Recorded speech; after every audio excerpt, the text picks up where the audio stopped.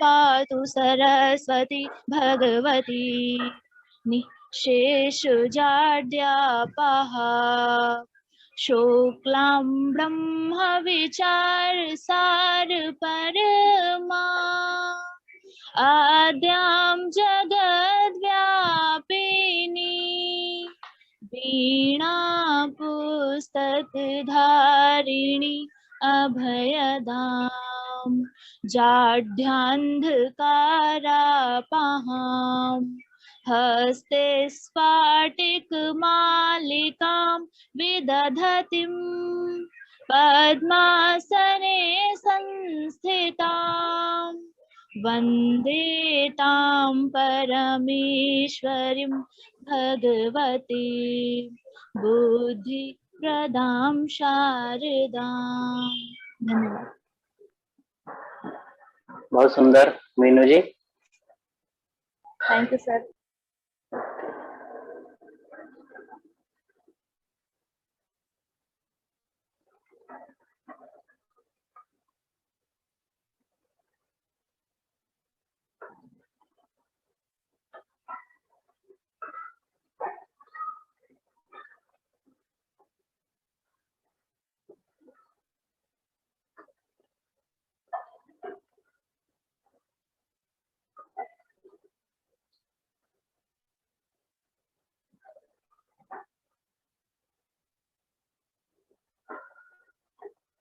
हमने आदर्शवाद पढ़ लिया था।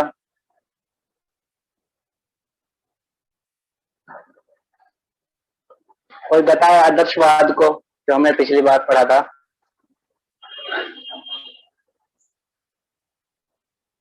कोई जानता है या सब लोग भूल गए आदर्शवाद को केवल एक दिन पढ़ के?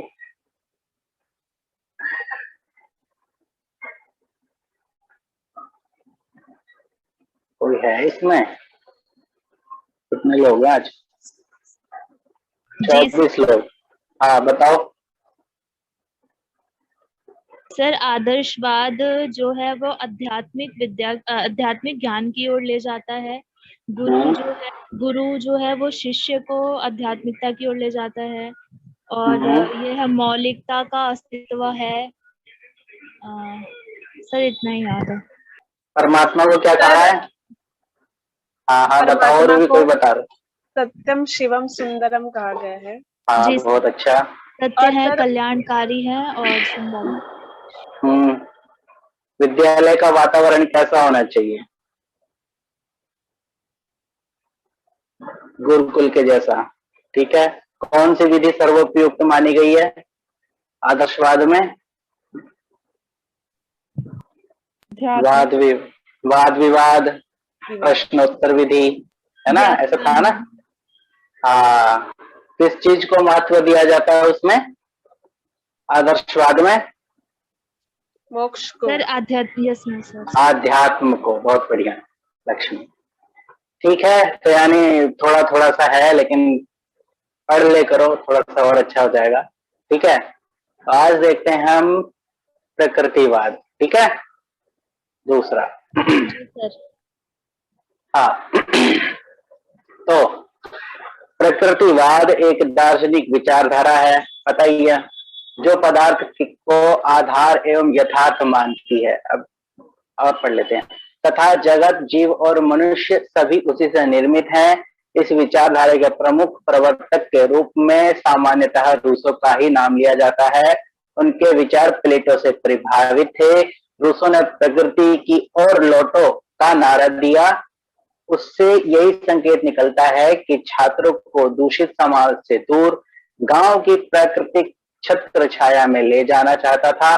वास्तव में वह 17वीं शताब्दी की यूरोप की सामाजिक, आर्थिक, धार्मिक एवं शैक्षिक क्षेत्र में होने वाली क्रांति के परिणाम स्वरूप हुआ। यह क्रांति विशेष रूप से तत्कालीन रूढ़िवादिता एवं अंधविश्वासों से ग्रस्त धार्मिक संस्थाओं के विरुद्ध हुई थी। अब देखो क्या था। पहले था हमारे पास आदर्शवाद, हर जगह आदर्श आदर्श, कि भैया जो कुछ है सब ईश्वर है, सब कुछ आदर्श के ही भरोसे छोड़ दिया कि भैया आदर्श जैसा होगा हम वैसा ही कार्य करेंगे। लेकिन आदर्शवाद और प्रकृतिवाद थोड़े से विपरीत लगते हैं, उल्टा लगता है। ठीक है, इसके संस्थापक रूसो हैं और रूसो किसकी विचारधारा से प्रभावित थे? प्लेटो की विचारधारा से प्रभावित थे। तो वो भी एक विचारधारा थी, कौन सी? आदर्शवाद, और ये भी एक विचारधारा है, दार्शनिक विचारधारा। लेकिन वो अध्यात्म को श्रेष्ठ मानता था और ये यथार्थ को श्रेष्ठ मानती है, पदार्थ को श्रेष्ठ मानती है। जो हमारे सामने चीजें नजर आएंगी वही सत्य है। ठीक है, अब क्या था कि ये समय के अनुसार चीजें बदलती है ना, तो आदर्शवाद में क्या थी? धार्मिकता थी, रूढ़िवादिता थी, परंपरा से चलता आना, ये सब देखा जा रहा था। लेकिन प्रकृतिवाद कहता है कि आप वो सब क्या है? वो अंधविश्वास है। जो अब चल रहा है, जो हमें नजर आ रहा है, हम उसके अनुसार क्यों ना काम करें। ठीक है, तो ऐसा बदलाव आया 17वीं शताब्दी यूरोप में, मतलब हमारे यहीं पे, किसमें? सामाजिक, आर्थिक, धार्मिक, शैक्षिक, मतलब सभी रूप में ऐसा बदलाव आया। ठीक है, तो ये जो दार्शनिक विचारधारा जो ये पनपी है, उसे हम प्रकृतिवाद ऐसा कहते हैं। ठीक है, प्रकृतिवाद क्या है, थोड़ा सा समझ में आ गया? जी सर। ठीक है, ठीक है, तो फिर इसको देखते हैं क्या है, पॉइंट पॉइंट में देख लेते हैं, क्योंकि बहुत बड़ा टॉपिक है ये। कहाँ गया भाई? हाँ, प्रकृतिवादी पुद्गल या भौतिक तत्व को अंतिम सत्ता मानते हैं। अच्छा, पुद्गल शब्द पढ़ा है किसी ने? पुद्गल? No sir. Yes sir. Yes sir. हाँ, बताओ फिर किसने पढ़ा है? सर तर्क शास्त्र में पढ़ा था, तर्क संग्रह में हाँ, पढ़ा था थोड़ा सा। अच्छा, तर्क संग्रह में पढ़ा था। क्या होता है? सर ये नहीं मालूम।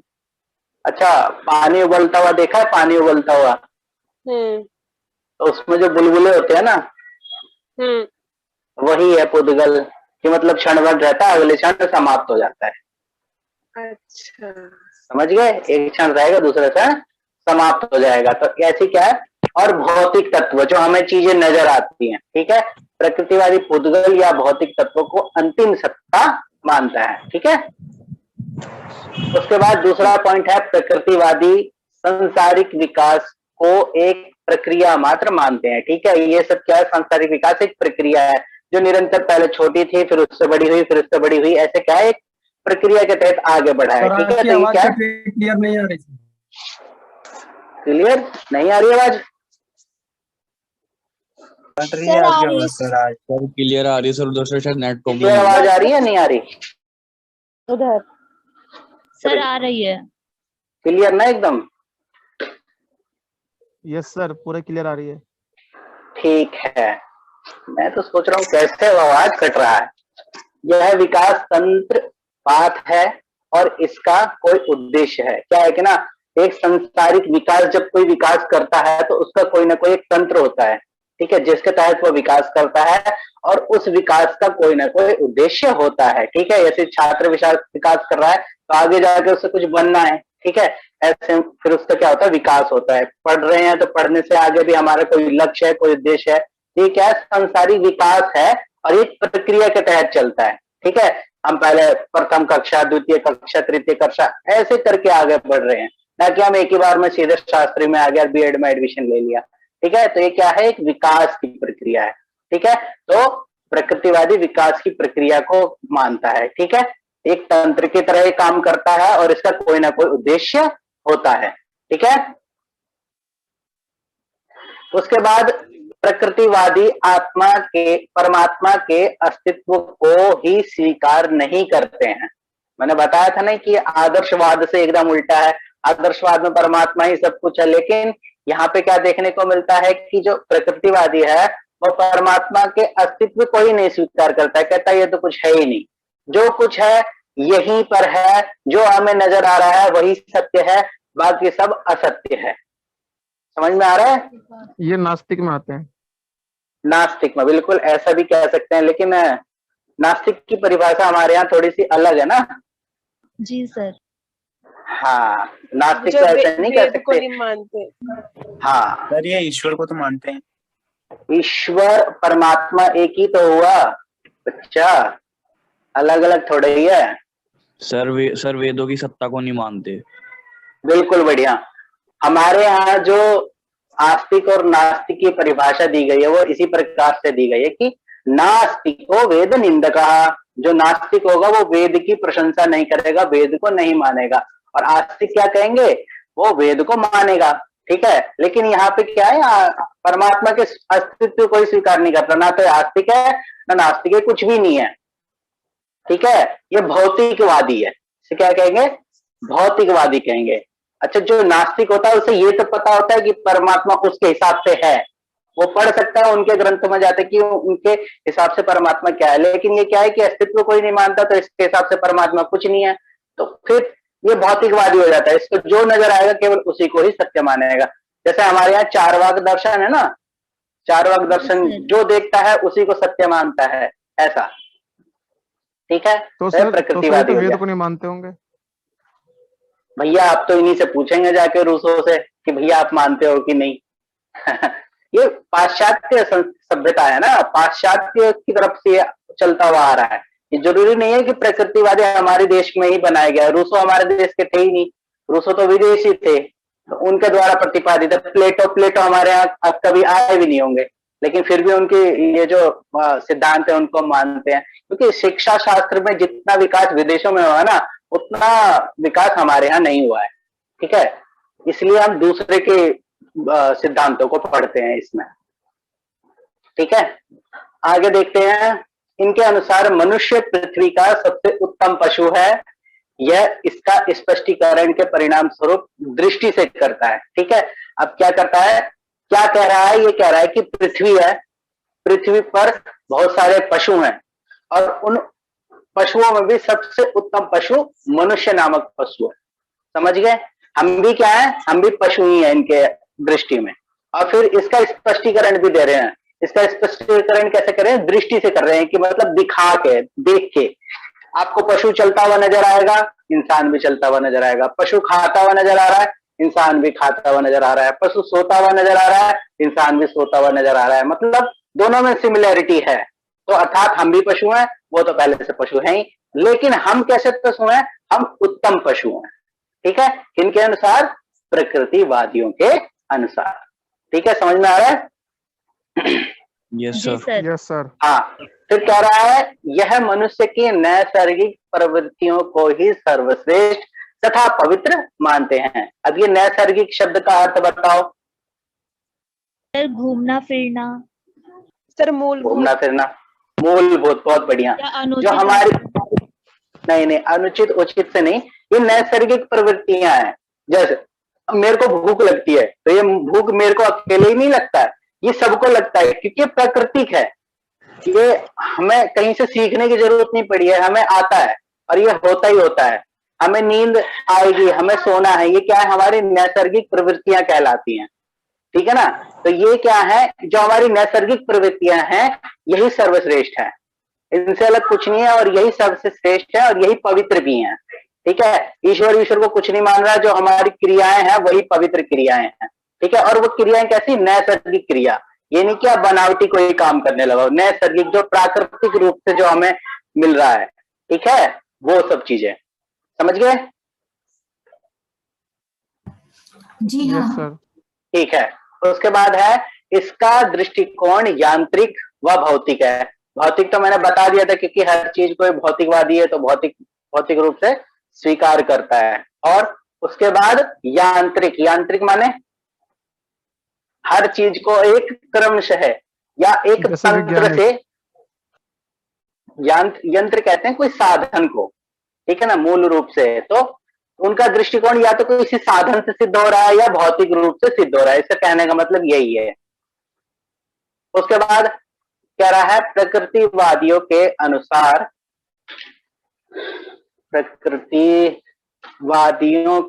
अनुसार शिक्षा का उद्देश्य आत्म प्रकाशन, नैसर्गिक प्रवृत्तियों का शोधन एवं मार्ग अंतरीकरण करना है। ये कैसे भैया, इसमें थोड़ा सा दिक्कत है, मार्गांतरण। ठीक है ना, ऐसे कहेंगे। और ये क्या है आगे, एक और था, आत्म प्रकाशन। ठीक है, अब समझो इसे। प्रकृतिवादियों के अनुसार शिक्षा क्या है, तो क्या है, आत्म प्रकाशन करना, हमारे अंदर जो छुपा हुआ ज्ञान है उसे बाहर निकालना, आत्म प्रकाशन कहलाएगा। उसके बाद नैसर्गिक प्रवृत्तियों का शोधन, क्योंकि मैंने बताया नैसर्गिक प्रवृत्ति क्या है, जो सामान्यतः सभी के साथ होता है, जो पशु में भी होता है और मनुष्य में भी होता है।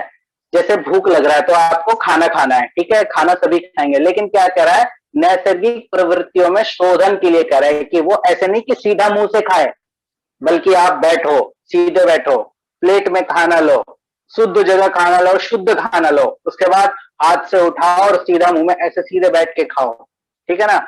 तो ये क्या है, शोधन कहलाया। आप नैसर्गिक प्रवृत्तियां क्या थी, सीधा आप उठाओ खा जाओ, कोई मतलब नहीं कैसे करना है क्या नहीं करना है। लेकिन शिक्षा हमें क्या सिखाता है, नैसर्गिक प्रवृत्तियों में शोधन सिखाता है। उसके बाद मार्गांतरीकरण करना, ठीक है।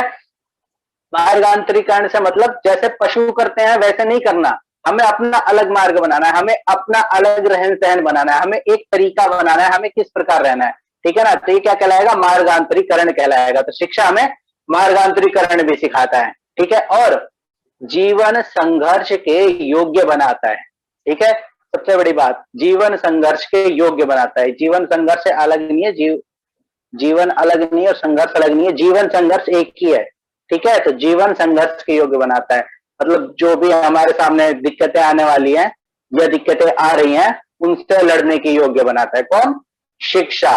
और उसके बाद जातीय प्राप्तियों का संरक्षण आदि है। अब जातीय क्या है, जो हमारे प्रकृति से चलता हुआ आ रहा है, ठीक है, जो हमारी क्या संस्कृति है, प्राकृतिक संस्कृति है, उनका संरक्षण करना भी हमें शिक्षा सिखाता है। समझ गए शिक्षा क्या है प्रकृतिवादियों के अनुसार? जी सर। Yes sir. यस बहुत बढ़िया, ठीक है। उसके बाद प्रकृतिवादी करके सीखने, स्वानुभव द्वारा सीखने, प्रत्यक्ष अनुभव द्वारा सीखने, खेल द्वारा सीखने इत्यादि सिद्धांतों पर अपनी शिक्षण विधियां निर्माण करता है, ठीक है ना। ऊपर भी शिक्षण विधियां बताई थी कैसे कैसे शिक्षण विधियों का प्रयोग करना है। तो कहता है कि बैठो सामने गुरु बोले और शिष्य सुने, ऐसी शिक्षण विधि होनी चाहिए। लेकिन यहाँ पे क्या कह रहा है, यहाँ कह रहा है कि किसी की कोई जरूरत नहीं है, यहाँ स्वानुभव से, अपने अनुभव से चीजों को सीख जाएगा। जब उसे भूख लगेगी तो खाना तो खाएगा ही ना, फिर वो सीख भी जाएगा उसके मम्मी पापा कैसे खा रहे थे, देख देख के अनुभव के द्वारा वह भी वैसे खाना शुरू कर देगा, ठीक है ना। तो क्या है, स्वानुभव से सीख रहा है। और उसके बाद प्रत्यक्ष अनुभव के द्वारा भी सीख रहा है। अब मैंने छोटे बच्चे का उदाहरण दिया था एक दिन, आग वाला, याद है किसी को? जी सर। Yes, कि sir, वो वो आग बताओ क्या में था? हाथ डाल आग में हाथ डाल देता है और जब जल जाता है उसका हाथ, तो वो दोबारा उसमें हाथ नहीं डालता। हाँ, तो उसे उसका ये प्रत्यक्ष मतलब अनुभव हो जाता है। उसे क्या है, छोटा बच्चे को कोई भी चमकती हुई चीज अच्छी लगती है। ऐसी उसे एक दिन मोमबत्ती जल रही थी तो उसने देखा, अरे वाह ये तो चमक रही है, तो पकड़ता हूं मैं, तो गया पकड़ने लगा तो उसको टच हो गया तो जल गया। तो उसे क्या हो गया, प्रत्यक्ष अनुभव हो गया, ये चमकती हुई चीज मेरे काम की नहीं है। तो क्या है, प्रत्यक्ष अनुभव द्वारा उसे पता चल गया। खेल द्वारा सीख जाता है, खेल द्वारा सामाजिक कैसे बनना है ये उसे पता चल जाता है, किसी दूसरे के प्रति कैसा व्यवहार करना है उसे खेल विधि के द्वारा पता चलता है। ऐसे ऐसे सिद्धांत इसमें किसमें सर है, यूजुअली प्रकृतिवाद। उसको साइकोलॉजी में रीइंफोर्समेंट भी कहते हैं। रीफोर्समेंट वो ऐसा हो जाता है, रीइंफोर्समेंट हाँ बिल्कुल सर, कह नहीं सकते हैं। उसमें, हाँ सर, क्योंकि उसमें भी यही होता है कि जब हम किसी चीज को पहली बार अनुभव करते हैं तो हमें उसका वैल्यू या तो वो कैसी चीज क्या है तब हमें पता चलती है। So it's a kind of reinforcement we can say. Okay, ऐसा भी यस कहते सर। हैं, अंग्रेजी में मामला ऐसा ही है, ठीक है। सर साइकोलॉजिकल टर्म है ये। ओके, रीइंफोर्समेंट ऐसा कह नहीं सकते वैसे, क्योंकि ये केवल इसके अनुसार देखा जाए तो ये केवल क्या है, एक शिक्षा सीखने का तरीका है। तो वो क्या हो जाएगा, वो थोड़ा सा अलग टर्म है रीइंफोर्समेंट वाला जो तरीका आप बता रहे हो, ओके ठीक है। सर। हाँ, ये क्या कह रहा है, ये विधियां बता रहा है, ये कोई अलग तरीका नहीं बता रहा है। उससे क्या होता है कि वो तो हर समय चलता ही रहता है आपके जीवन में, लेकिन ये क्या है, प्रत्यक्ष रूप से हो रहा है आपके साथ, ठीक है। ये कहीं अलग से नहीं हो रहा है, इसके लिए कोई बनावटी चीज नहीं की जा रही है, ठीक है। और खेल द्वारा सीखना ये भी बता दिया। और ऐसी ऐसी शिक्षण सिद्धांत है जो प्रकृति द्वारा जो हमें निहित है, दूसरों को देख के सीखना, भाई दूसरे ने गलती करी तो हम भी उससे सीख लें, ऐसा कहावत है ना, दूसरों को देख के सीख ले, कम से कम दूसरा पास हो रहा है तू भी पास हो जा, ऐसे क्या है, प्रकृतिवादियों का सिद्धांत है, ठीक है। आगे आगे कह रहा है, हाँ, प्रकृतिवादी शिक्षण पद्धतियों के निर्माण को महत्वपूर्ण स्थान देते हैं। शिक्षण पद्धतियां क्या हैं, कोई बताए? इसी लाइन पे ना, पढ़ने का तरीका, पद्धतियां, तरीका, हाँ बिल्कुल बिल्कुल, तरीका भी कह सकते हैं। पद्धतियां ऐसी हैं जो पहले से चली आ रही हैं, ऐसी पद्धतियां, रूढ़िवादिता ऐसे भी कह सकते हैं। तो आप प्रकृति के अनुसार प्रकृति से कैसे सीखते हैं, प्रकृति आपको कैसे सिखाती है, ऐसे शिक्षण पद्धतियों को यह महत्वपूर्ण स्थान देता है। समझ गए? प्रकृति से हर चीज, इसमें प्रकृति जोड़ दी गई है। ठीक है, आगे ठीक है सर। आगे कह रहा है, प्रकृतिवादी शिक्षा में शिक्षा का स्थान सहायक, मित्र तथा निरीक्षक के रूप में देता है। ठीक है, अब शिक्षा क्या बता रहा है, शिक्षा को ऊपर बता दिया कि उसमें क्या क्या कर सकता है, लेकिन वो आपका क्या है, वो एक सहायक है, एक मित्र है और एक निरीक्षक है। सीखना आपको अपने आप ही है, ये नहीं कह रहा कि आप एक टीचर के पास जाओ, टीचर आपको सिखाएगा, या गुरु के पास जाओ, गुरु आपको सिखाएगा। शिक्षा तो मिलेगी मिलेगी, ये बात तो निश्चित है, लेकिन वो कैसे मिलेगी, आपको अपने अनुभव के द्वारा मिलेगा। तो फिर जब आपको अनुभव से वो शिक्षा प्राप्त होगी तो वो शिक्षा आपका कैसा कहलाएगा, एक सहायक के रूप में कहलाएगा, मित्र के रूप में कहलाएगा और निरीक्षक के रूप में कहलाएगा। तो बताएगा कि आपको ऐसा करना है, आपको ऐसा नहीं करना है। ठीक है, इस प्रकार शिक्षा का स्थान गौण होता है। शिक्षा का स्थान मतलब जो हम जो परंपरा से जो पढ़ते हुए आ रहे हैं, जो शिक्षा, जो टीचर और स्टूडेंट वाली शिक्षा है, उसको क्या कह रहा है, गौण कह रहा है। उच्च स्थान तो उसका वही है कि आप स्वानुभव से सीखिए, ऐसा क्या कह रहा है, प्रकृतिवादी सिद्धांत कह रहा है। ठीक है, उसके बाद प्रकृतिवादी पाठ्यक्रम के निर्माण में बालकों की नैसर्गिक प्रवृत्तियों, रुचियों, व्यक्तिगत भिन्नताओं इत्यादि को बहुत महत्व देता है।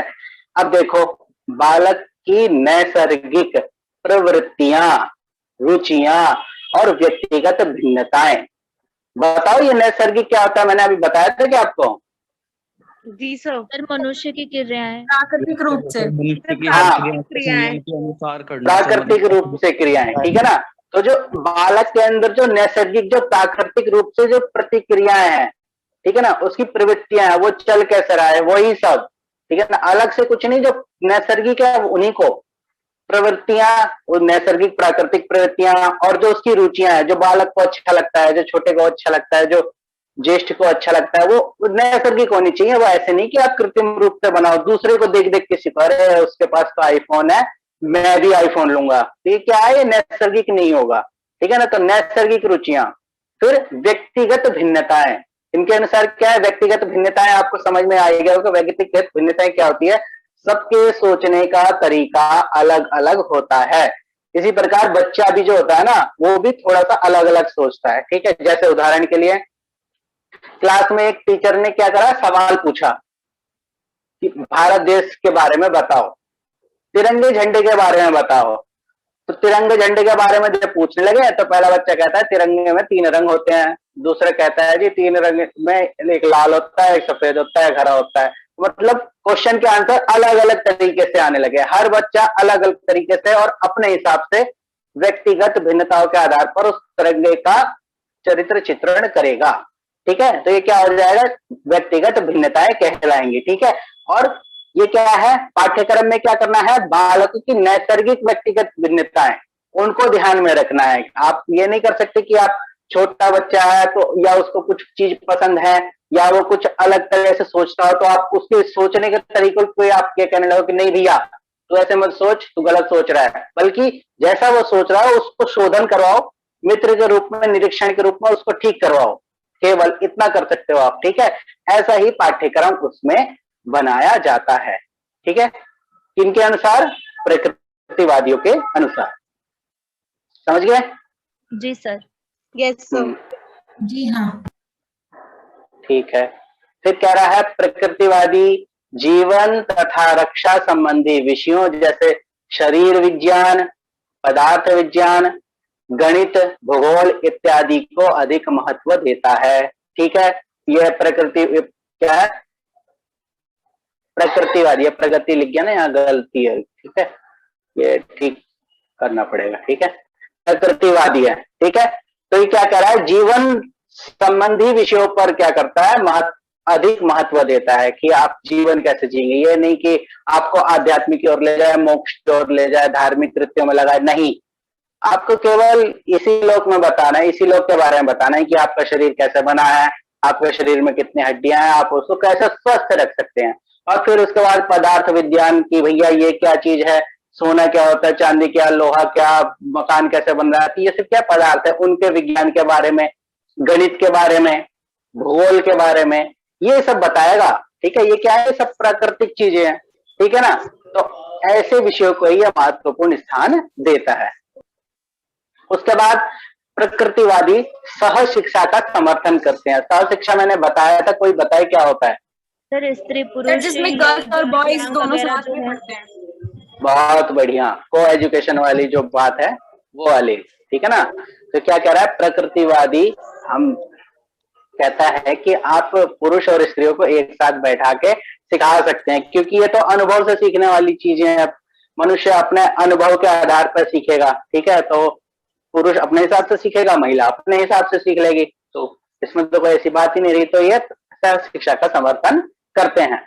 उसके बाद प्रकृतिवादी मुक्तात्मक, मुक्तात्मक ऐसे संधि कर देंगे, मुक्तात्मक, ठीक है ना, अनुशासन को सर्वश्रेष्ठ मानता है।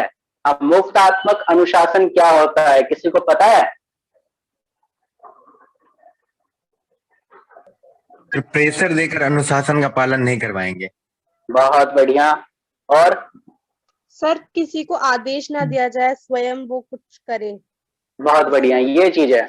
इसमें अनुशासन तो रखना है आपको, बच्चे के ऊपर नियंत्रण तो रखना है, लेकिन सर जैसे कॉलेज में, हाँ बिल्कुल, बहुत बढ़िया। कॉलेज में क्या है, मुक्तात्मक अनुशासन हमें देखने को मिलता है। आप आओ क्लास में मत आओ, लेकिन आपको बताना जरूर है कि क्लास में आना चाहिए। आपको एक मित्र की तरह व्यवहार करना है। ठीक है, आपको उस बच्चे को इंस्ट्रक्शन जरूर देने कि आपको क्लास में आना चाहिए, ये आपके लिए जरूरी है, लेकिन उसके ऊपर अनुशासन वो थोपा ना जाए। अब ये आए या ना आए, ये उसकी मर्जी है। सर ठीक है, डांट कर या मतलब वैसे नहीं पढ़ाना, मतलब प्यार से अनुशासन से पढ़ाना। हाँ, मतलब मुक्त अनुशासन है। आप क्लास में कैसे ही बैठो, आपके लिए कोई ड्रेस कोड वगैरह नहीं है, आप जैसे मर्जी आओ। ठीक है, अनुशासनों में आपको ढील दी गई है। आप जिस आपको जो टाइम अच्छा लगे उस टाइम पे आओ, जरूरी नहीं कि सुबह 8 बजे आओ। ठीक है, आपको जिस समय अच्छा लगे उस समय आप आओ। ठीक है, ये क्या कहलाता है, मुक्तात्मक अनुशासन कहलाता है। और प्रकृतिवादियों के अनुसार मुक्तात्मक अनुशासन ही सर्वश्रेष्ठ है। समझ गए? उसके बाद प्रकृतिवादी आगमन तथा जीव वैज्ञानिक पद्धति को सर्वोत्तम मानते हैं। ठीक है, मैंने ऊपर एक विधि बताई थी, निगमन विधि। ठीक है, कोई बताए निगमन विधि क्या होता है? आदर्शवाद में बताया था। सर निगमन वो विधि है कि उसमें पहले मतलब भूमिका बता देती कि ये चीज ऐसे ऐसे है, वो बारे में बाद और कोई डिटेल में अच्छे से बाद में बताते हैं, थोड़ी सी सूचना देकर। हाँ, निगमन विधि में पहले नियमों को बताया जाता है, उसके बाद उसकी व्याख्या की जाती है। ठीक है, जैसे मैंने उदाहरण दिया था हलंत्यम वाला, पहले आपको हलंत्यम बता दिया, उसकी परिभाषा बता दी जाता है, फिर उसकी व्याख्या उसके बाद में करवाई गई। ठीक है, तो वो क्या है, निगमन विधि है। लेकिन प्रगति वो क्या था, वो आदर्शवादियों का सिद्धांत है। यहाँ पर प्रगतिवादी कह रहा है कि यहाँ पर आगमन विधि को ये क्या मानते हैं, सर्वोत्तम मानते हैं, और आगमन विधि निगमन विधि से एकदम उल्टा है। ठीक है, ये कहेगा कि आप पहले उदाहरण दो, जब उदाहरण समझ में आ जाएगा तब आप नियम बताओ। ऐसे नहीं कि पहले आप नियम बता दो और फिर आप समझाने लग जाओ, पहले आप उससे समझा दो कि ये क्या होता है। ठीक है, फिर उसके बाद आप उसको नियम बताओ। जैसे हम विद्याधन के ऊपर एक श्लोक पढ़ाने वाले हैं, विद्या ददाति विनय विनयाद् याति पात्रम, ये श्लोक है, सभी को याद है। ठीक है, तो हमें क्या करना है, क्लास में जाकर पहले विद्या के ऊपर लेक्चर दे देना है, समझा देना है कि विद्या होती क्या है। ठीक है, जब बच्चे समझ जाएंगे तो उनको बताना है। ऐसे ही एक श्लोक ये भी है, कौन सा, विद्या ददाति विनयम, फिर उन्हें नियम बता दिया। ठीक है, तो ये क्या कहलाएगा, आगमन विधि कहलाएगा। और जीव वैज्ञानिक पद्धति, ठीक है ना, जीव वैज्ञानिक पद्धति आप समझ ही गए होंगे, जिसमें जीव के बारे में ही सबको बताना है, आपका शरीर कैसा है और पशुओं का शरीर कैसा है। ठीक है, ऐसी पद्धति को ये सर्वोत्तम मानते हैं। तो ठीक है, समझ में आ गया सबको जीव वैज्ञानिक और आगमन विधि? Yes sir. हाँ यस महोदय। सर। हाँ, अब ठीक है, तो अब मेरे को कोई प्रकृतिवादियों के बारे में अपनी तरफ से बताए, क्या सीखा? सर प्रकृतिवादी जो है वो आध्यात्मिक विद्या को नहीं मानते, वो भौतिक हाँ, विद्या को मानते हैं। और हाँ। प्रकृतिवादी जो हैं वो स्व अनुभूति से सीखते हैं, स्व अनुभूति को बल देते हैं। और प्रकृतिवादी सिर्फ प्रकृतिवादी में जीव विज्ञान और जीव विज्ञान वगैरह पर ध्यान दिया जाता है। बहुत बढ़िया। और ये परमात्मा को नहीं मानते। बहुत बढ़िया गौरव। इसमें को एजुकेशन पे जोर दिया जाता है। हाँ, ये को एजुकेशन को जोर भी देता है। और सर आगमन विधि को ये जोर शरीर की आगमन विधि रक्षा को जोर वगैरह देता है। रक्षा पर ध्यान हाँ, आगमन विधि को भी श्रेष्ठ मानता है, शरीर की रक्षा को मानता है। बहुत बढ़िया। तो यानी आपको आदर्शवाद और प्रकृतिवाद थोपा नहीं जाता है। बिल्कुल, बहुत बढ़िया। इसमें अनुशासन को थोपा नहीं जाता है। बहुत बढ़िया। सर ऐसा कहा जा सकता है कि जो प्रकृतिवाद है वो आदर्शवाद के बिल्कुल ही विपरीत है। उसमें परमात्मा को श्रेष्ठ माना है, जबकि इसमें परमात्मा को माना ही नहीं है। वो यथार्थ को मानता है प्रकृतिवाद, और विज्ञान भूगोल पे ज्यादा विश्वास रखता है और परमात्मा पे विश्वास ना रख करके। हाँ, बहुत बढ़िया। अनुशासन शिक्षा पर ज्यादा बल देता है पढ़ाने के मुकाबले। बहुत बढ़िया। जी वो ये क्वेश्चन ने मिला है। हाँ हाँ, बोलिए अंजलि। अंजना जी वो प्रकृतिवाद रूसो के संभावना है। हाँ, बिल्कुल, बहुत बढ़िया। रूसो ने सिद्धांत का प्रतिपादन किया, लेकिन ये प्लेटो से होते हुए आया है। ठीक है, बहुत बढ़िया। तो यानी हमें आदर्शवाद और प्रकृतिवाद समझ में आ गया, ये दोनों चीजें क्या है। ठीक है, आप इनके नाम जरूर याद रखना है, किसने इनका उद्भव किया था। ठीक है, हम आगे देखते हैं यथार्थवाद। ठीक है, अब यथार्थवाद, एक बात और, कि जो हमने ऊपर दो सिद्धांत पढ़े हैं ना, प्रकृतिवाद और आदर्शवाद, जो हमारे पीजीटी इस तरह के एग्जाम होते हैं ना, उसमें ये अधिकतर ये प्रश्न पूछे भी जाते हैं इनमें से। ठीक है, थोड़ा सा अच्छे से याद करना है इनको। उसके बाद आते हैं यथार्थवाद पे। तो यथार्थवाद क्या है? रियलिज्म, जो हो रहा है वही यथार्थ है। ठीक है, जो हमें सामने नजर आ रहा है। ठीक है, तो अंग्रेजी में रियलिज्म कहते हैं। यथार्थवादियों के अनुसार बच्चों की शिक्षा उनकी व्यक्तिगत और सामाजिक जरूरतों के अनुसार होनी चाहिए, ताकि वह बड़ा होकर वह सुखी जीवन व्यतीत कर सके, जीवन के साथ अच्छा सामंजस्य स्थापित कर सके। ठीक है, अब ये रियलिज्म क्या है? आदर्शवाद पढ़ लिया हमने, प्रकृतिवाद पढ़ लिया, अब आ गए यथार्थवाद। ठीक है, अब वहां पे क्या था? वहां पे ईश्वर की सत्ता सर्वश्रेष्ठ सब चीज क्या थी? आध्यात्मिक थी। लेकिन प्रकृतिवादी कह रहा है कि नहीं जी, आध्यात्मिक नहीं, भौतिक चीजें ठीक है। अब यथार्थवादी कह रहा है कि भौतिक नहीं, जो तुम्हारे साथ हो रहा है ना इस समय, वही चीज आपके लिए श्रेष्ठ है। ठीक है, जो आपके साथ रियल में घट रहा है, जो वास्तविक हो रहा है आपके साथ वो। तो हम आज के जमाने में क्या देखते हैं कि हमारी कोई जरूरतें हैं और हमें क्या करना चाहिए? उन जरूरतों को पूरा करना चाहिए। जब हम अपनी उन जरूरतों को पूरा करेंगे तभी हम सुखी हो पाएंगे। ठीक है, और जब हम सुखी होंगे तब हम अपने आसपास के क्षेत्र में, अपने आसपास के पर्यावरण के साथ, समाज के साथ अच्छा सामंजस्य स्थापित भी कर पाएंगे। समझ गए? यथार्थवाद का छोटा सा कॉन्सेप्ट क्या है? Yes sir. हाँ, तो उदाहरण के तौर पर आज के दौर में कंप्यूटर और अंग्रेजी भाषा की अच्छी समझ को रोजगार की संभावनाओं के साथ जोड़कर देखा जाता है, तो इसका समावेश शिक्षा में करना यथार्थवाद का ही एक उदाहरण है। ठीक है, आज हम क्या देखते हैं कि कंप्यूटर चलाना सभी को आना चाहिए, कंपलसरी, और उसके बाद आपको अंग्रेजी आनी चाहिए, कंपलसरी है। तभी आप क्या कर सकते हो, आगे जाकर किसी रोजगार को कर सकते हो। ठीक है, ऐसा यथार्थवादी कह रहा है, कोई रूढ़ मत हो जाना कि मैंने ऐसा लिखा हुआ देख लिया या ऐसा मैं बोल रहा हूं तो। ठीक है, यथार्थवादी ऐसा कह रहा है। ठीक है, कि आपको यदि ये चीजें आती हैं तभी आप क्या है आगे बढ़ पाओगे। ठीक है, तो ये चीजें क्या है, जरूरी है, रियल है, तो आप इनको पढ़ो। ठीक है, जब आप पढ़ोगे तभी आप इसमें क्या आगे बढ़ पाओगे अपने जीवन में। और समावेश शिक्षा में तो और क्या करा, इनका समावेशन शिक्षा में करना, मतलब ये जो विषय हैं जैसे कंप्यूटर हो गया, अंग्रेजी हो गया, और जितनी भी आवश्यकता के अनुसार जो विषय होंगे छात्र की, उसको शिक्षा में शामिल करना, ऐसा यथार्थवाद का एक सिद्धांत है। ठीक है, उसके बाद कह रहा है J.S. रॉस। ठीक है, J.S. रॉस ऐसे व्यक्ति हैं, उन्होंने इस सिद्धांत को बताया, और वो क्या कह रहे हैं कि यथार्थवाद यह मानता है कि जो कुछ हम प्रत्यक्ष में अनुभव करते हैं उसके पीछे तथा उससे मिलता जुलता वस्तुओं का एक यथार्थ जगत है।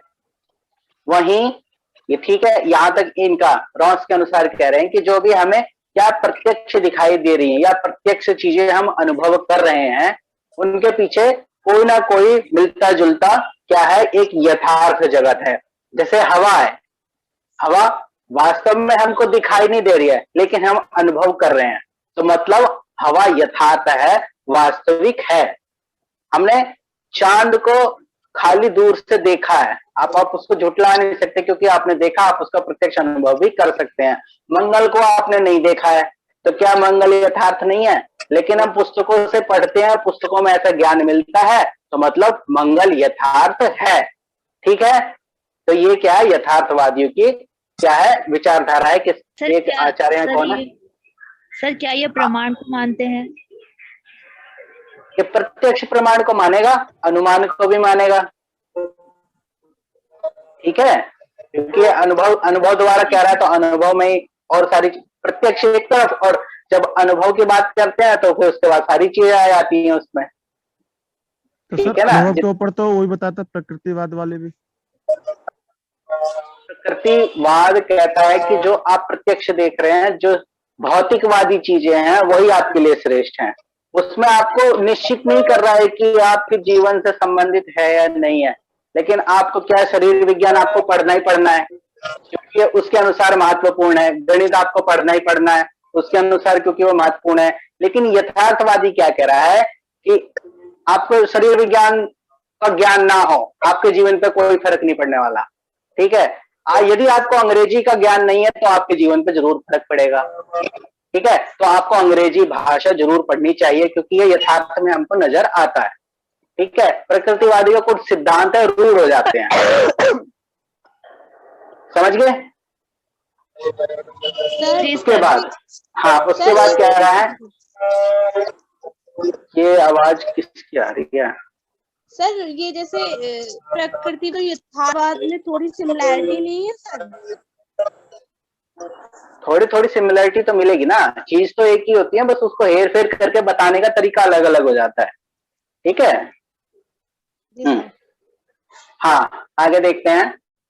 अब है एक ब्राउन एक महोदय है ब्राउन।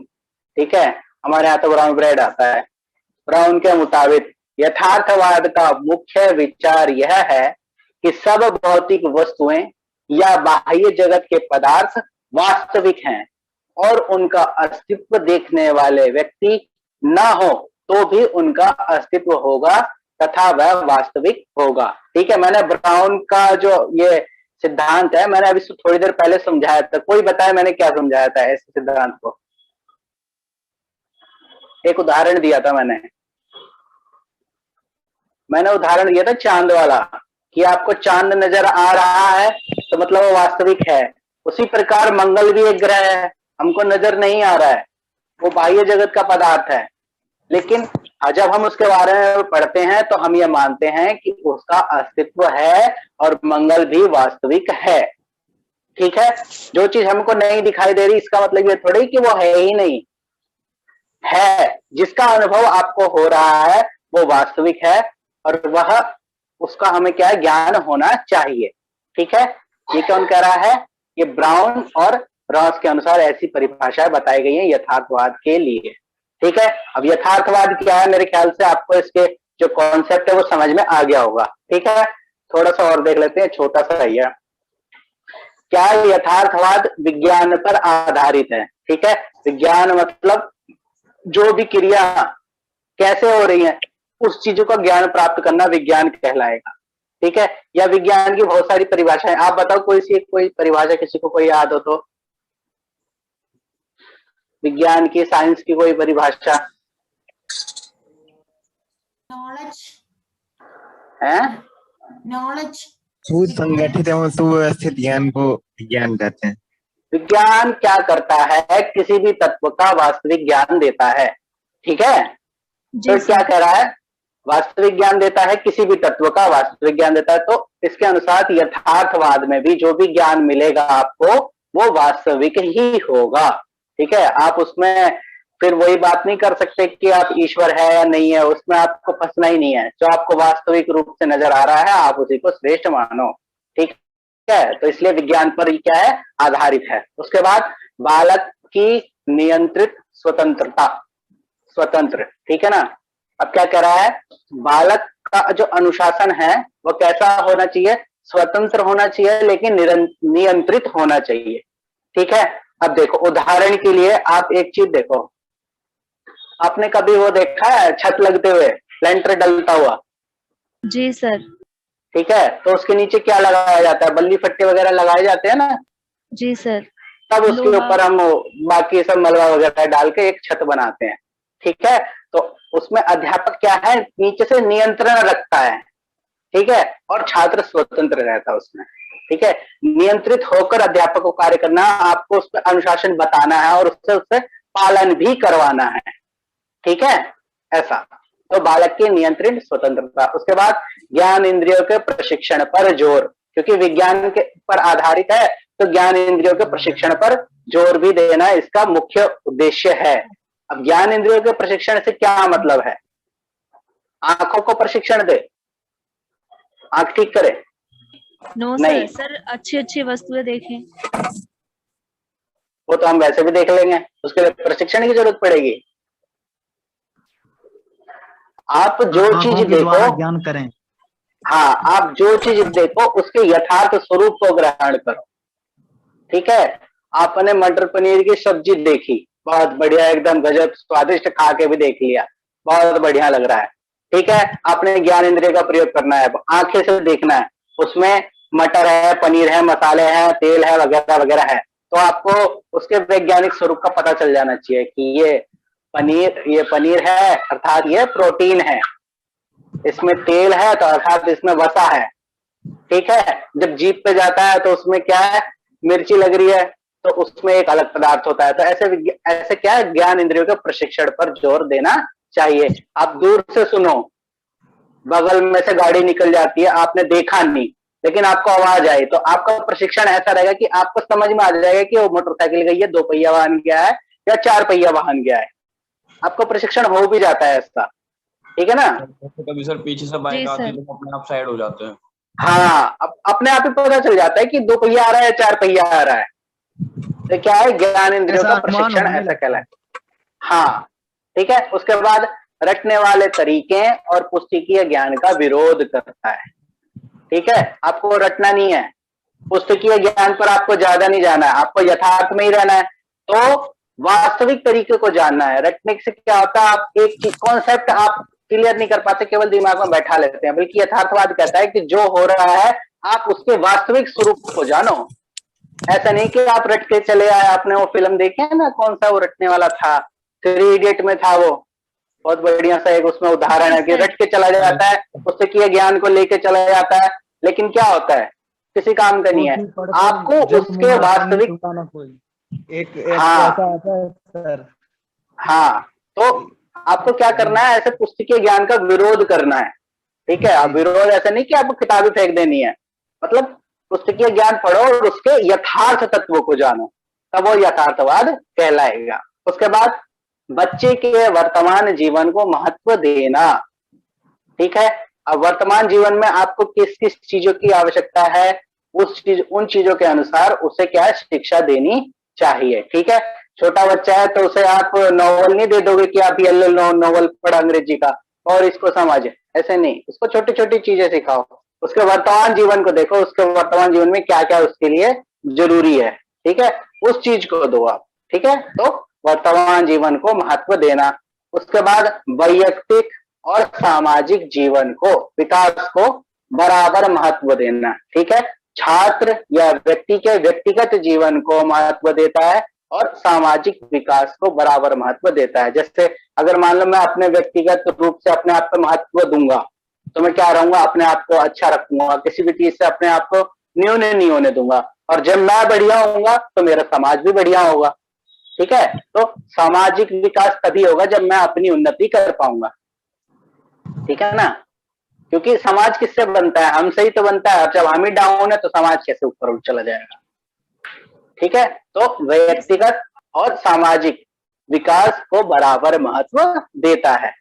ठीक है, उसके बाद प्रयोग धर्मिता और व्यवहारिक जीवन को महत्व देता है। अब इतना मैंने पढ़ा दिया, प्रयोग धर्मिता व्यवहार, अब भी समझने की जरूरत है? No sir. जी सर, एक बार बता दो। हाँ, प्रयोग धर्मिता कि आपको किसी भी चीज पे झूठे विश्वास नहीं कर लेना है, आपको रटने वाला ज्ञान नहीं बताना है। मतलब आप उसमें प्रयोग करो।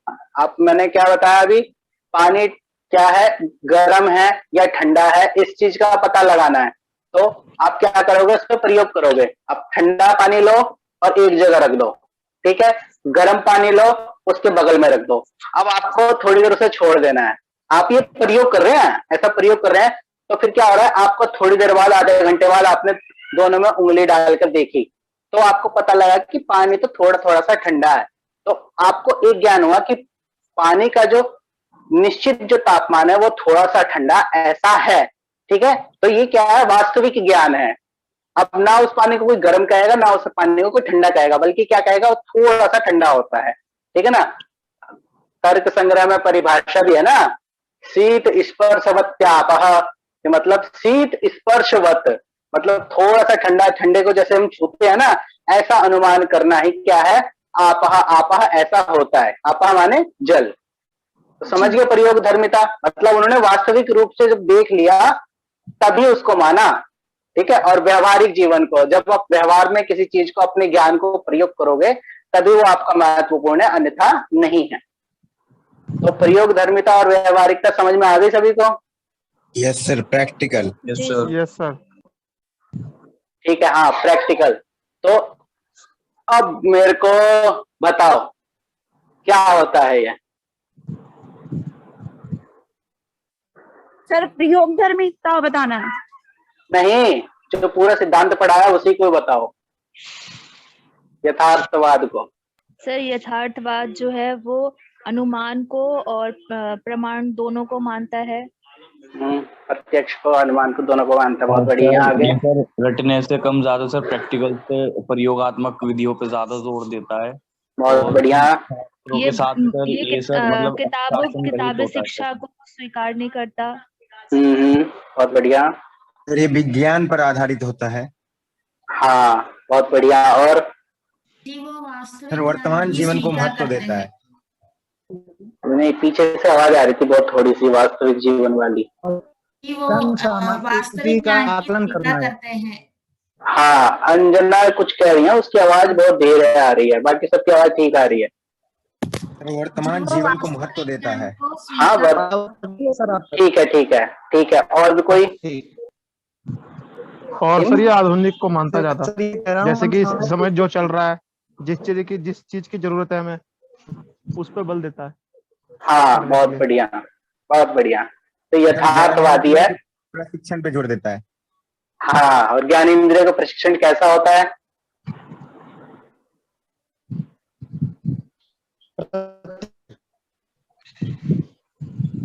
ऐसा कि हम कोई आवाज, जैसे पीछे से गाड़ी आती है तो हम आवाज सुनते ही पता चल जाता है कि गाड़ी 2 पहिया है, 4 पहिया है।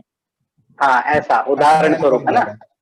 हाँ बहुत बढ़िया। तो यानी आपको 3 सिद्धांत ऊपर के। सर रुचियों पे ज्यादा अधिक ध्यान देता है सर, उसके जीवन को बेहतर बनाने के लिए। ताकि हाँ, उसका बहुत जीवन बढ़िया। आगे सफल हो सके। और शिक्षा क्या है इसमें? शिक्षा क्या है? हाँ, और शिक्षा कैसे काम करता है इसमें? शिक्षा कैसे काम करता है? मैंने अभी उदाहरण दिया था ना घर बनने का। सर जी लेंटर सर, की तरह लकड़ी सर, में। गुरु सर उसको सर मतलब सिर्फ बताते रटने हैं। वाले तरीका का विरोध करता है। हाँ, रटने वाला तरीका नहीं है। आपको नीचे से सपोर्ट दे के रखना है छात्र के ऊपर। आप ऐसा नहीं कि आप उसको स्वतंत्र कर दो कि जो करना है तू कर, हमें कोई मतलब नहीं है। आपको उसे बताते रहना है, ठीक है, और नियमों में रखना है उसे, ठीक है। चलो ठीक है, बहुत बढ़िया। 3 सिद्धांत हमने पढ़ लिए। अब हम पढ़ते हैं चौथा सिद्धांत, प्रयोजनवाद। ठीक है, अब प्रयोजनवाद क्या है इसको भी देखते हैं हम। ठीक है, चलो। यह विचारधारा सभी विचारधाराओं में अधिक महत्वपूर्ण है। प्रयोजनवाद विचारधारा के जन्मदाता चार्ल्स स्पियर्स है। ठीक है, इनके अलावा अन्य विचारकों ने भी इस विचारधारा पर मानव जीवन के व्यवहारिक पक्ष तथा अनुभव युक्त ज्ञान पर विशेष बल दिया है। ठीक है, क्या बताया इन्होंने? मानव जीवन के व्यवहारिक पक्ष पर। ठीक है, आप जो व्यवहार कर रहे हैं उस पक्ष पर क्या है, और वो पक्ष आपका मजबूत होना चाहिए और अनुभव आपका मजबूत होना चाहिए। ठीक है, 2 चीज। उसके बाद जॉन डीवी और किलपैट्रिक 2 आचार्य हैं, ठीक है ना, अलग अलग। जॉन डीवी अलग है, किलपैट्रिक अलग है, ने शिक्षा को प्रयोजनवादी स्वरूप प्रदान करके नया रूप प्रदान किया है। प्रयोजनवाद ऐसे विचार पर विश्वास करता है जो सभी प्रकार के मूल्य, आदर्श, विचारों एवं निर्णय की सत्यता उसके निष्कर्ष के आधार पर निर्भर करती है। निर्भर करते हैं मतलब, थोड़ा समझ में आया? ये पूरा बताऊं? नहीं आया समझ में, कुछ नहीं आया? ठीक है, पर थोड़ा आया कि व्यवहारिक पक्ष जो है। हाँ हाँ, देखो हम कोई भी काम करते हैं, ठीक है, उसका कोई ना कोई क्या है, प्रयोजन होना चाहिए। ठीक है, आप बिना प्रयोजन के काम नहीं कर सकते। संस्कृत में एक सूक्ति भी है ना, क्या है, बिना प्रयोजन मंदोपि न प्रवर्तते, ऐसा है ना एक संस्कृत में सूक्ति, किसी को याद है? प्रयोजनम अनुद्दिश्य मंदोपि न प्रवर्तते। अर्थात जो मूर्ख व्यक्ति होता है वह बिना प्रयोजन के वह भी कोई कार्य नहीं करता। और की तो बात ही छोड़ो, जब मूढ़ व्यक्ति को भूख लगता है तो वो खाना कहीं से भी ढूंढ के लाएगा, चोरी करके लाएगा, मारपीट के, कैसे भी, मतलब उसका प्रयोजन हो जाएगा, कुछ ना कुछ प्रयोजन है, तभी वो कुछ कार्य करता है। अतः वही प्रयोजन यहाँ पर भी सिद्ध होता है। उसके निष्कर्षों पर ध्यान दिया जाता है कि उस कार्य को करने से क्या हमारा यह प्रयोजन सिद्ध होगा या नहीं होगा, ऐसा ये प्रयोजनवाद कहता है। ठीक है, समझ में आया थोड़ा सा प्रयोजनवाद क्या है? सर मतलब सर किसी भी काम को करने से पहले सर कुछ मतलब योजना बनाना। सर मतलब प्रयोजन ये है कि क्या मतलब जो काम करें उसका उद्देश्य पता हो। हाँ, पता हो और उद्देश्य पूर्ण काम होना चाहिए। आप ऐसे नहीं कि आप भटकने चले गए, आप घूमने जा रहे हो तो आप उसे भटकना नहीं कहेंगे। भटकना का मतलब कि आप घूम रहे हो गलियों में, आपको कोई उद्देश्य नहीं है, कहीं नहीं जाना, लेकिन घूमने का भी एक उद्देश्य होता है कि मैं आज कुतुब मीनार गया घूमने, तो मेरा उद्देश्य था, मेरा प्रयोजन था कि मैं कुतुब मीनार के बारे में जानकारी प्राप्त कर लूं, मैं राजघाट गया घूमने, ठीक है, लेकिन भटकने गया। भटकना क्या है? प्रयोजन के साथ नहीं है। हाँ सर, जैसे सर अभी हमारा सर एग्जाम है तो सर हमें पता है हमारा प्रयोजन ये है कि हमें कौन कौन सी किताबों से पढ़ना चाहिए, फिर हमारा लक्ष्य जब प्राप्त होगा, जब हमारा एंट्रेंस निकल जाएगा। हाँ, बहुत बढ़िया। मतलब, तो जी मतलब सर ये हो सकता है कि जो हम क्लास ले रहे हैं उसका प्रयोजन है एंट्रेंस निकालना। बहुत बढ़िया, समझ गए प्रयोजनवाद क्या कहलाता है? कि छोटी सी थोड़ा सा कॉन्सेप्ट छोटा सा भी समझ में आ जाओगे, समझ जाओगे तो ये सारी चीजें आपके लिए आसान हो जाएगा। और फिर इसे हम व्यवहारवाद भी कहते हैं। व्यवहार में यदि वह बातें सिद्ध हैं तभी आप उनको करोगे, नहीं तो नहीं करोगे। जब आपका प्रयोजन ही नहीं है आपको भूख ही नहीं है तो आप खाना क्यों बनाओगे? बनाने की जरूरत ही नहीं है। आपको नौकरी लग गई तो क्या जरूरी है आपको पढ़ना? पढ़ोगे ही नहीं आप, तो आपका प्रयोजन ही नहीं है ना उस जगह। ठीक है, आपको टीचर बनना है, ठीक है, तो आप मेडिकल की पढ़ाई थोड़ी करोगे वहां जाकर। आप क्या करोगे? इधर वाली चीजें पढ़ोगे जो टीचर बनने के लिए जरूरी है। ठीक है, तो ये क्या हमारे प्रयोजन है, हमें प्रयोजन निश्चित करना और वह हमारे व्यवहार में सिद्ध भी होता है। ठीक है, हाँ, उसके बाद क्या रहा है? प्रयोजनवाद। क्या है? प्रेगामेटिज्म मुख्य रूप से ग्रीक भाषा का शब्द है जिसका अर्थ प्रैक्टिकल या हिंदी भाषा का अर्थ है इसमें व्यवहारिक है। ठीक है, ऐसा प्रयोजनवाद के अनुसार सत्य को उसके व्यवहारिक निष्कर्ष के द्वारा प्राप्त किया जा सकता है, अतः इसे व्यवहारवाद भी कहते हैं, क्योंकि यह उन मूल विचारों, मूल्य, कार्यों, सिद्धांतों आदि पर विश्वास करता है जिनका जीवन में व्यवहारिक उपयोग होता है।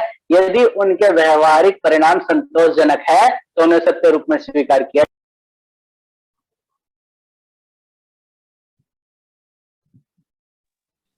सर आपका माइक म्यूट हो गया है। सर आप म्यूट हो गए हैं सर।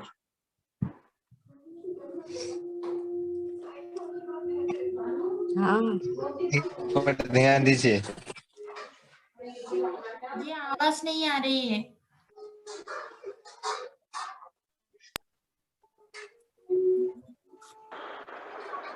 आवाज आ रही है?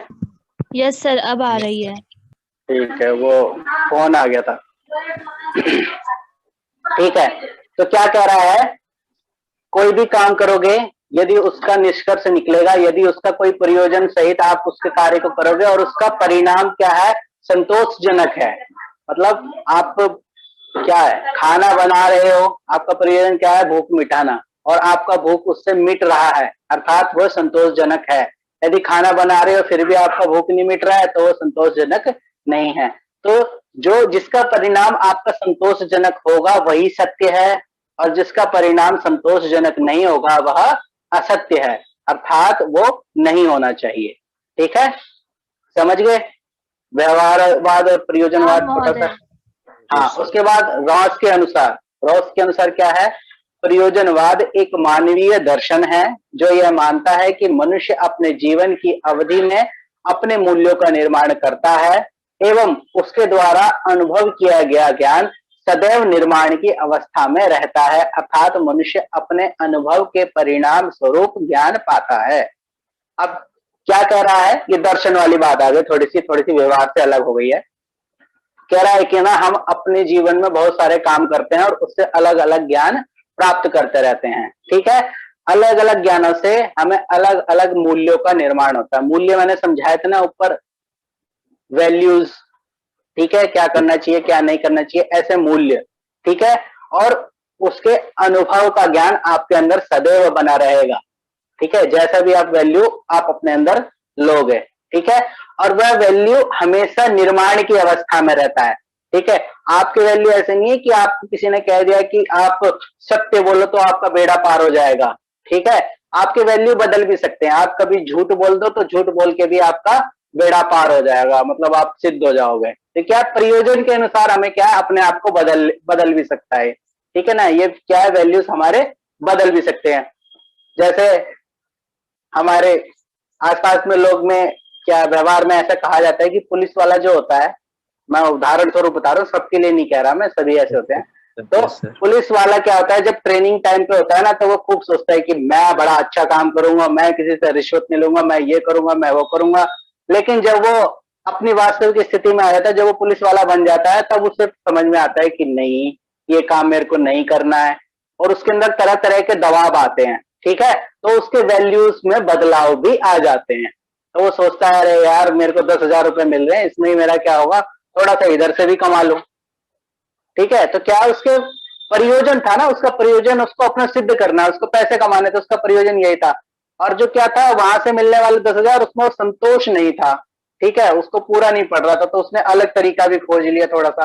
तो क्या है, वह क्या थे, वैल्यूज उसके चेंज हो गए, और तब जाके क्या उसके परिणाम जो आए, जो उसका प्रयोजन था वह सिद्ध हो गया। यदि वह सिद्ध हो रहा है तब तो वह नौकरी करेगा, नहीं तो दोनों तरफ से पैसा खाने के बाद भी उसको नहीं पड़ रहा पूरा, तो वो नौकरी छोड़ के कुछ और करने लग जाता है। हम देखते भी हैं आपस में कि अब वह पहले वो काम कर रहा था, उसमें उसका प्रयोजन सिद्ध नहीं हो रहा था, उसका मन नहीं लगा और उसने छोड़ के दूसरा काम करना शुरू कर दिया। ऐसा होता है ना।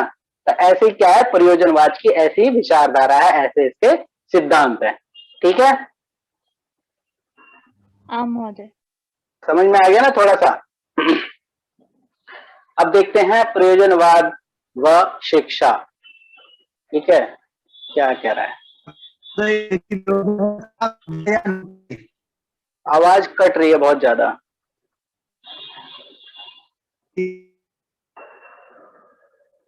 नहीं पता चल रहा मेरे क्या कहना चाह रहे हो आप। टाइप करके सेंड कर दो ना सर, को समझ नहीं आ रहा क्या बोल रहे हो। किसी को आवाज आ रही है इनकी? आपको किसी को क्वेश्चन समझ में आया उनका?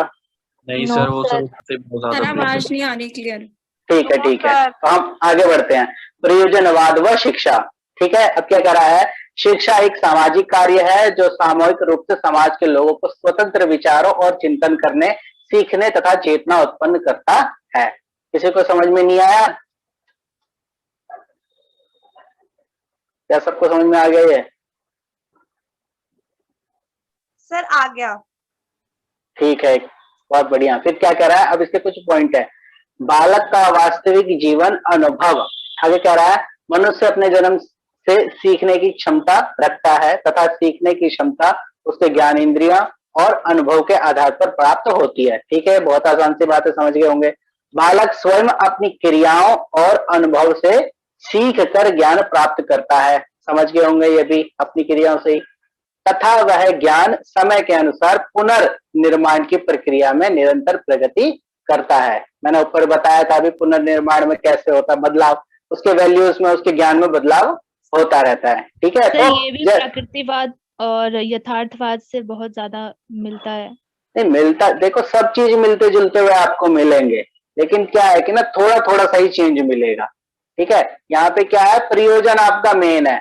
आपको भैया अपना काम करवाना है, आप कैसे भी करवाओ, ये आपके ऊपर छूट है। चाहे वो नैतिक तरीके से कराओ, चाहे अनैतिक तरीके से कराओ, ये आपको रोकेगा नहीं। प्रयोजनवाद का विचारधारा यही है। ठीक है, यही है। तो क्या है, और जो भी आप पहले से पढ़ते हुए आ रहे हो, जरूरी नहीं है कि वो सत्य ही हो। ठीक है, उसमें बदलाव भी हो सकता है। आप हमेशा कहते रहोगे अरे पानी तो ठंडा है ठंडा है, लेकिन कहीं विदेश में गए, एक समुद्र के पास में गए, वो समुद्र में उंगली डाले तो गर्म, दोपहर में डाले तो गर्म, रात में डाले तो गर्म, बर्फ पड़ रही है तो गर्म। तो आपको क्या समझ में आया कि नहीं, जो मेरा ज्ञान था वो झूठा था, झूठा है। अब क्या है, मेरे हिसाब से पानी जो है वो गर्म होता है। तो क्या है, समय के अनुसार क्या है, ज्ञान भी बदलता रहता है। ठीक है, ये निर्माण की प्रक्रिया में हमेशा रहता है। ये नहीं कि आपने जो सीख लिया वही सत्य है, मतलब वो बदल भी सकता है और वो बदलता भी है, हम देखते भी हैं। ठीक है, उसके बाद बालक का महत्व क्या कर रहा है, शिक्षा में शिक्षक और बालक का महत्वपूर्ण स्थान होता है। सर आपका माइक म्यूट हो गया। फिर से कॉल आ गया होगा।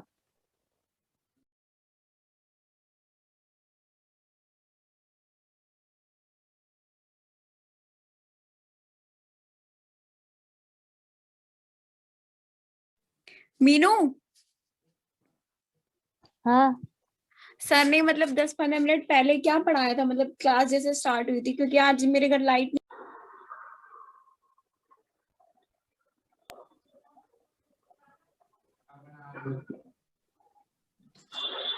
रिकॉर्डिंग चालू हुई क्या, नजर आ रहा है ऐसा? जी सर। जी सर, जी सर रिकॉर्डिंग चालू हो गई। हाँ ठीक है। उसके बाद बालक का महत्व, शिक्षा में शिक्षक और बालक का महत्वपूर्ण स्थान है। बालक का अनुभव के आधार पर शिक्षा ग्रहण करता है। विचारकों का मानना है कि शिक्षा बालक के लिए है, न कि बालक शिक्षा के लिए। अब इससे कोई मतलब ऐसा समझो कि जो क्या है, इसमें बालक जो है वह निरंतर सीख रहा है और अपने अनुभव के आधार पर सीख रहा है। कल जो उसने अपने अनुभव के आधार पर सीखा था वो अलग था, आज उसने जो अनुभव के आधार पर सीखा है वो अलग है। जैसे उदाहरण के रूप में आग का उदाहरण लेते हैं। जब मैं छोटा था तो मैंने आग को हमेशा पीले रंग में देखा। मैं गांव में रहता था, चूल्हे में रोटी पकती हुई देखी मैंने, हमेशा पीले रंग की आग देखी। ठीक है, गांव में भी अगर मान लो जंगलों में आग लग गई तो भी पीला रंग, खेतों में आग लग गई तो भी पीला रंग, चूल्हे पे खाना बन रहा है तो भी पीला रंग, ऐसा आग का रंग दिखा। सर लेकिन जब गैस मैं में शहर ब्लू रंग का आता है। हाँ, तो जब मैं शहर आया तो मैंने गैस देखी, गैस में मैंने आग को देखा कि ये तो नीले रंग का है, तो क्या हो गया, तो जो मेरा पुराना ज्ञान है, जो मेरा अनुभव है, वह टूट कर क्या हो गया, दूसरा अनुभव भी आ गया। ठीक है ना, तो ये क्या है, बालक क्या है, अनुभव के आधार पर शिक्षा ग्रहण करता है और ये प्रयोजन के अनुसार है। ठीक है, ये समय समय पर बदलता रहता है, पुनर्निर्माण की अवस्था में रहता है। ठीक है, शिक्षा बालक के लिए है, मतलब शिक्षा बालक के लिए है, बालक शिक्षा के लिए नहीं है। तो मतलब बालक को शिक्षा के ऊपर थोपना नहीं चाहिए। प्रयोजनवाद के अनुसार यदि बालक टीचर बनना चाहता है तो उसे टीचर ही बनने दो। ठीक है, यदि वह इंजीनियर बनना चाहता है तो उसे इंजीनियर ही बनने दो, आप उसको थोपो मत। ठीक है ना, शिक्षक को थोपो मत कि भैया तू टीचर नहीं बनेगा, तू तो डॉक्टर बनेगा, तो हम तो तेरे को ये वाली शिक्षा थोपेंगे, जा भैया। तो क्या है, ऐसा नहीं करना है। किसके अनुसार, प्रयोजनवाद के अनुसार, क्योंकि उस बालक का भी एक निश्चित लक्ष्य है, वो सारे काम एक प्रयोजन से करता है। यदि वो टीचर बनना चाहता है तो वो क्या कर रहा है, रोज आके ऐसे ऑनलाइन क्लासेस ले रहा है, उसके बाद घर पे जाके चीजों को पढ़ रहा है, तो क्या है, उसका प्रयोजन है। तो जो शिक्षा है वो बालक के ऊपर नहीं थोपना है, जो शिक्षा है वो बालक के लिए नहीं है, बालक शिक्षा के लिए है। ठीक है, समझ में आ गया? जी सर। Yes sir. ठीक है, शिक्षा की लोकतांत्रिकता, बालक को किसी स्वभाव से सीखना और कौन सी विचारों को रखना है आदि प्रक्रिया को स्वतंत्र होना चाहिए।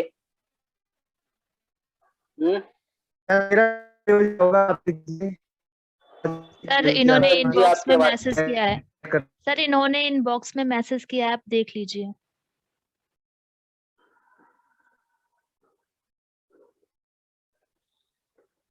हाँ बहुत बढ़िया, ठीक कह रहे हैं वैसे, हाँ विद्या या नियुक्त है। हाँ, उसके बाद प्रक्रिया को स्वतंत्र होना चाहिए जिसमें बालकों में सीखने की चेतना में बाधा न आए। जैसे जैसे बालक अपने विचारों की स्वतंत्रता के अनुसार चिंतन करेगा, उससे बालक के चरित्र और व्यक्तित्व का विकास होगा। ठीक है, तो अब ये क्या कह रहा है कि ना जो बालक का स्वभाव है कैसा, सीखने वाला, तो ये उसके अनुसार होना चाहिए, बालक के अनुसार। वह कौन सा विचार लेगा या कौन सा विचार छोड़ेगा ये उसकी मर्जी है। इसके लिए वह बालक क्या है, स्वतंत्र है। ठीक है, आपको क्या करना है, आपको उसमें बाधा भी नहीं डालनी है। यदि बच्चा मैथ पढ़ना चाह रहा है तो उसे मैथ ही पढ़ने दो, आप उसको संस्कृत किताब ला के मत थोपो, उसकी चेतना में बाधा मत डालो। ठीक है, उसको जो पढ़ना है उसके अनुसार उसे पढ़ने दो। ठीक है, और वह क्या करेगा, उसी चिंतन के अनुसार, क्योंकि उसे वो चीज अच्छी लगती है, तो उसी चिंतन के अनुसार ही क्या है, उसका व्यक्तित्व का निर्माण होगा। ठीक है, उसका बालक का विकास होगा। ठीक है, समझ में आ गया? जी सर। आगे कह रहा है प्रयोजनवाद एवं पाठ्यक्रम। पाठ्यक्रम कैसा होना चाहिए एक बार देख लेते हैं। उपयोगिता का सिद्धांत इसका नाम है। कह रहा है उपयोगिता के सिद्धांत के अनुसार मनुष्य के लिए पाठ्यक्रम ऐसा होना चाहिए जिसमें वर्तमान और भावी जीवन की वास्तविक समस्याओं को दूर करने में सहायता दे। समझ में आ गया? बहुत आसान चीजें हैं। वर्तमान में जो चल रहा है उसमें भी उसको सहायता मिले और जो भविष्य में होने वाली चीजें उसमें भी सहायता मिले, अब की समस्याओं में भी समाधान मिले और भविष्य में होने वाली समस्याओं में भी समाधान मिले। ठीक है, पाठ्यक्रम में भाषा, स्वास्थ्य, विज्ञान, गणित, तर्कशास्त्र, इतिहास, भूगोल, व्यायाम, कृषि विज्ञान, महिलाओं के लिए गृह विज्ञान आदि विषयों को स्थान दिया जाना चाहिए। मतलब जिसको जो पढ़ना है पढ़ो। ठीक है, कोई एक निश्चित वो नहीं है, स्थान दिया जाना चाहिए। चाहिए शब्द हमेशा निश्चयवाचक नहीं होता है, चाहिए का मतलब होना चाहिए, आप चेंज भी कर सकते हो। ठीक है, इस सिद्धांत का मुख्य उद्देश्य है कि कैसे मानव ज्ञान की सहायता में प्रगति करता है। ठीक है ना, कैसे भी करे वो, कैसे वो अपने ज्ञान में क्या है आगे बढ़ेगा, ये उसकी मर्जी है। ठीक है, उपयोगिता होनी चाहिए उस चीज में। ठीक है, जो भी पढ़े उसके लिए उपयोगी होना चाहिए। फिर आगे कह रहा है रुचि का सिद्धांत।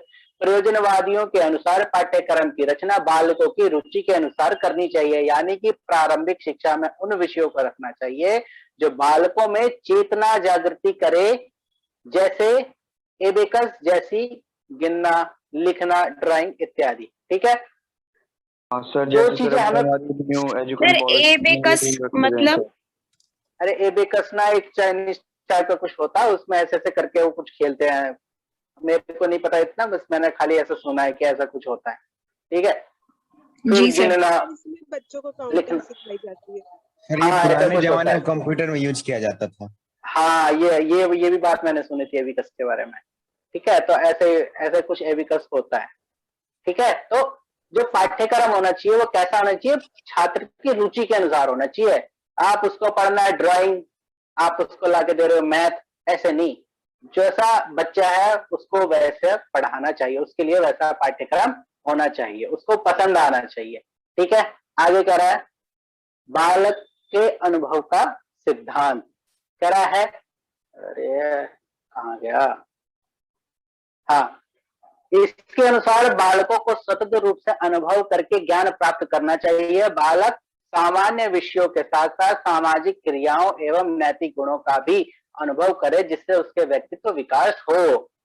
अब इसका मतलब ये है कि जो उसे पढ़ना है पढ़े, उसमें कोई रोक टोक नहीं है, उससे उसका ज्ञान बढ़ेगा, लेकिन उसके साथ साथ उसे कुछ ऐसी चीजें भी सीखनी है जो उसके क्या है व्यक्तिगत जीवन में, सामाजिक जीवन में, नैतिक गुणों में क्या करे, विकास करे।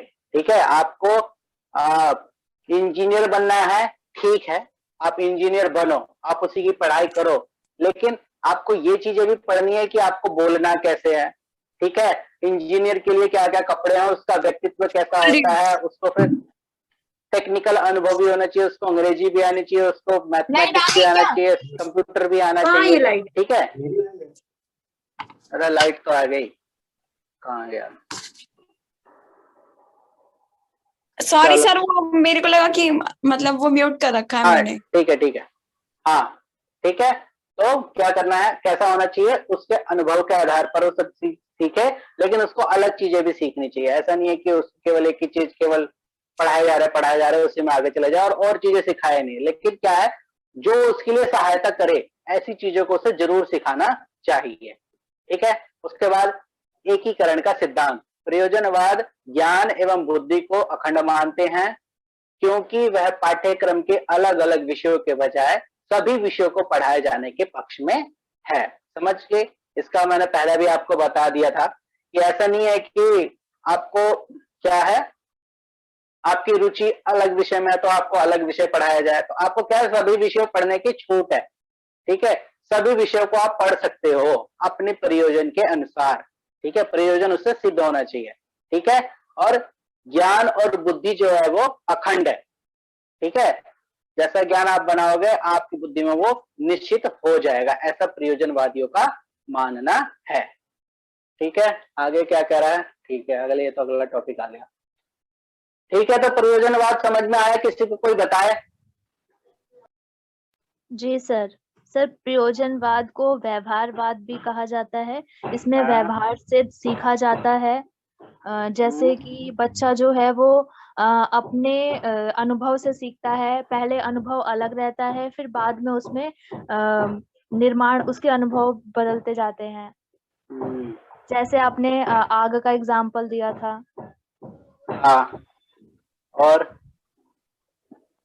सर प्रयोजनवाद में किसी उद्देश्य को मान करके कार्य किया जाता है, और जब वो संतोषजनक होता है तो उसको ही सत्य बोला जाता है। सर, और इसमें बच्चे को जो पढ़ना है वो अपनी इच्छा से वो पढ़ सकता है, उस पर कोई पाबंदी नहीं होती है। हाँ, बहुत बढ़िया। और भी बताया था, और ये है भी बताया है। था कि जो शिक्षा है मतलब हाँ, जो शिक्षा है वो बालक बालक के लिए शिक्षा है, शिक्षा बालक के लिए नहीं है। मतलब बालक पे थोपा नहीं जाएगा कोई सब्जेक्ट, मतलब उस पे कोई जोर जबरदस्ती नहीं है। जो बालक पढ़ना चाहेगा वो पढ़ सकता है अपनी स्वेच्छा के अनुसार। सर, हाँ, उपयोगिता का सिद्धांत और रुचि का सिद्धांत भी आपने बताया था। हाँ, और उद्देश्य को ध्यान में रखकर काम करना। उद्देश्य को ध्यान में रखकर, मतलब प्रयोजन सिद्ध हो रहा है कि नहीं हो रहा है, ये चीज उसे पता होनी चाहिए। हम क्या कर रहे हैं, उससे क्या हमारा जो हम कार्य कर रहे हैं, जो हमारा लक्ष्य है वो सिद्ध है या नहीं है, ये पता होना चाहिए। ठीक है, संतोषजनक परिणाम भी आना चाहिए ना। हाँ, संतोषजनक परिणाम आएगा तभी वह सत्य कहलाएगा, अन्यथा वह असत्य कहलाएगा, अर्थात वो चीज अस्तित्व नहीं करेगी। ठीक है, इसमें किसी धर्म वर्म की बात नहीं कही है, किसी वेद पुराण को नहीं कुछ भी कहा है, परमात्मा के कॉन्सेप्ट को इसने छुआ ही नहीं है। ठीक है, समझ में आएगा सभी को? जी सर। ठीक है, तो आज की क्लास यहीं पे समाप्त करते हैं ना, टाइम हो गया ना। यस